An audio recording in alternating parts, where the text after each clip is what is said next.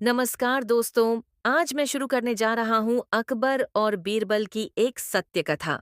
इस कहानी से हमें बहुत कुछ सीखने को मिलेगा। तो चलिए शुरू करते हैं आज की रोचक और प्रेरणादायक कहानी।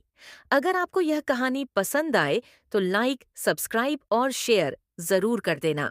आपका सहयोग हमें और अच्छी कहानियां लाने के लिए प्रेरित करता है। धन्यवाद। अकबर और बीरबल की कहानियां सिर्फ मनोरंजन नहीं करती, वे हमें जीवन के महत्वपूर्ण मूल्यों जैसे ईमानदारी, न्याय और बुद्धिमत्ता का संदेश भी देती हैं। इस कहानी सच की जीत में हम देखते हैं कि कैसे बीरबल ने एक जटिल साजिश को उजागर किया और निर्दोष को न्याय दिलाया। यह कथा सिखाती है कि चाहे झूठ कितना भी फैला हो, अंततः जीत सच्चाई की ही होती है। बादशाह अकबर के राज्य में दूर दराज से व्यापारी आया करता था। एक दिन एक अमीर व्यापारी रतनलाल ने दरबार में आकर रोते हुए कहा, जहां पनाह, मैंने अपने कीमती जवाहरात अपने एक नौकर को सौंपे थे, परंतु वह नौकर भाग गया है। वह बीरबल के इलाके में ही रहता है। कृपया बीरबल को इस मामले से दूर रखिए, क्योंकि वह उसका पक्ष ले सकता है। बीरबल को इस बार इस मामले से बाहर रखा जाएगा। हम खुद फैसला करेंगे। दरबार के मंत्री भी रत्नलाल की बातों में आ गए। बीरबल उस समय उपस्थित नहीं थे। मामले की जांच शुरू हुई। सभी सबूत उसी नौकर हरिया के खिलाफ जा रहे थे, जिसे गिरफ्तार कर लिया गया। 2 दिन बाद बीरबल दरबार में लौटे और सारी बात जानकर चुप हो गए।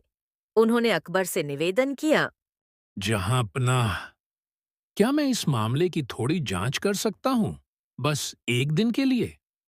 अकबर ने पहले मना किया, लेकिन बीरबल के अनुरोध पर एक दिन की अनुमति दे दी। बीरबल ने हरिया से अकेले में बात की। हरिया रोता रहा और बोला, हुजूर, मैं निर्दोष हूँ। रतनलाल झूठ बोल रहा है। मैंने कभी कोई गहना नहीं लिया। बीरबल ने उसकी आंखों में झांका और कहा, अगर तू सच बोल रहा है तो सच जीत कर रहेगा। मैं कोशिश करूंगा। बीरबल ने चुपचाप रतनलाल के महल और गहनों के रिकॉर्ड का पता लगाया। उन्होंने देखा कि कुछ गहने दरबार में कभी दिखाए ही नहीं गए थे, जबकि व्यापारी दावा कर रहा था कि वे वर्षों से उसके पास थे। फिर उन्होंने अपने एक जासूस को व्यापारी के पीछे लगाया, जिससे पता चला कि वह व्यापारी पहले भी 3 बार इसी तरह लोगों पर चोरी का झूठा आरोप लगाकर उनकी संपत्ति हड़प चुका था। बीरबल ने चतुराई से एक योजना बनाई।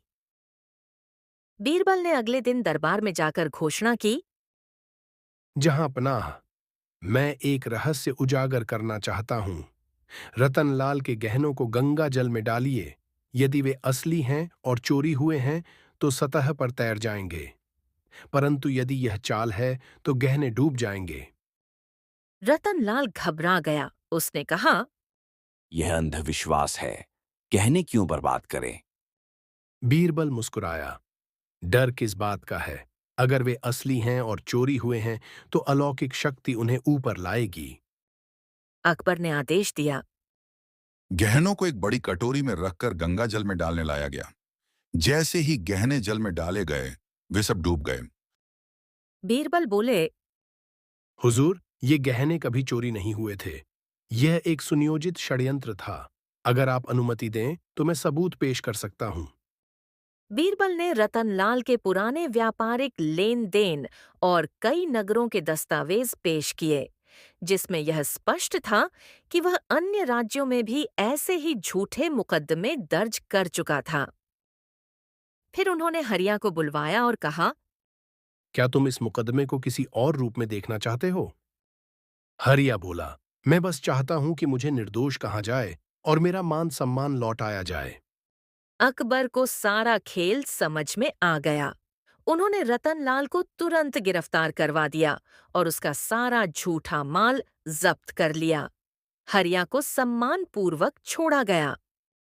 अकबर ने बीरबल की तरफ देखा और कहा, बीरबल, तुमने फिर साबित कर दिया कि सच्चाई चाहे कितनी भी ढकी हो, उजागर हो ही जाती है। सच वह सूरज है जिसे झूठ के बादल ज्यादा देर नहीं ढक सकते। बीरबल मुस्कुराए। हुजूर, यह सब आपकी न्यायप्रियता का ही परिणाम है।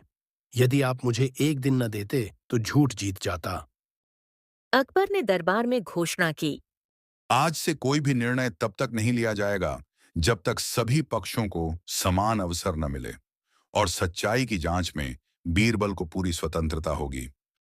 हरिया को दरबार में नौकरी दी गई और उसे 100 स्वर्ण मुद्राएं भी भेंट की गईं।